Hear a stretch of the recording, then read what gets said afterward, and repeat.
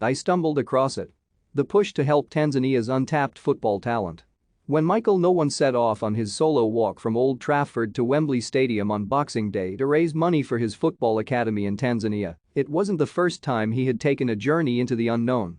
A youth coach with experience of working in schools in Manchester, the United States and Canada, the 37-year-old was looking for a change in my life when he arrived in East Africa in March 2020. I just kind of stumbled across it, he says. I came over with just a backpack and had nothing organized, so I sort of just wandered around. I started volunteering in this orphanage, joined in a few games, and just found the football culture unbelievable. I've been coaching for many years, and I'd played with some guys from East Africa before, and they told me that there was so much hugely untapped talent here. So I came here almost out of curiosity more than anything. I guess no one started coaching a group of players in Mvumoni, a small town about 300 kilometers north of Dar es Salaam in one of Tanzania's poorest regions, and was so impressed with the standard that he set up the Route 1 Academy, which caters for 150 boys and girls from under 8s to under 18s. Every week there were more and more who kept joining our group, he says. What started off as something casual has ended up with me wanting to stay and help. As well as providing coaching and equipment for the growing academy, no one who divides his time between Mvumoni and Manchester has rented 2 local houses for some of the players to live in and ensures they have a regular supply of clean water. When I first got here they were all sleeping in a house with more than 20 people, and there were really high levels of malaria, he says. Our project is in an area of huge poverty. There are high levels of typhoid, malaria and dysentery, so it's a real struggle for them. I'm awake at night because I want to improve everything.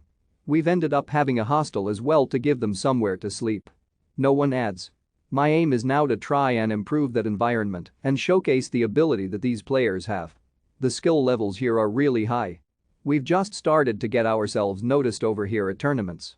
The star player Mohamed Kenyatta's recent call-up to Tanzania's under-17 boys team was further recognition for the academy, and no one is hoping he can build on his growing relationship with the country's football association, having recently applied for charitable status. When we're on the map, that is a real option, he says. A lot of our players haven't got the correct paperwork, so we've had to start working on that. Having used up his savings to get the academy off the ground, no one has taken on a series of fundraising challenges over the past few months that have included running from Anfield to Old Trafford and his epic walk to the home of football that ended on New Year's Day. I did about 35 miles a day on average. My toenails are still falling off now.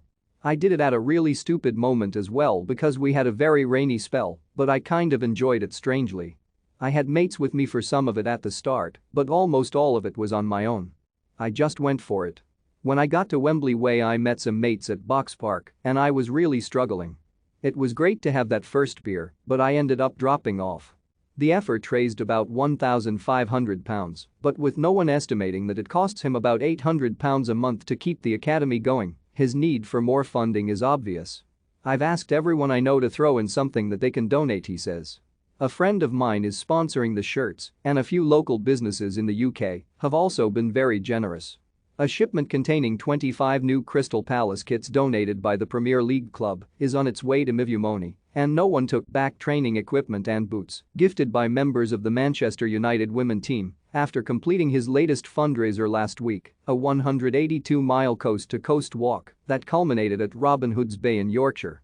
Mbwana Samatta's short spell at Aston Villa in 2020 made him the first Tanzanian to play in the Premier League, but no one believes there is every chance plenty more could come if local players are given the right opportunities. I often tell my players that the chance of making it at the highest level is fractional, but there is a player here who is 11 who is unbelievably good, he says. If I can find a pathway for someone like him, then I would be very happy.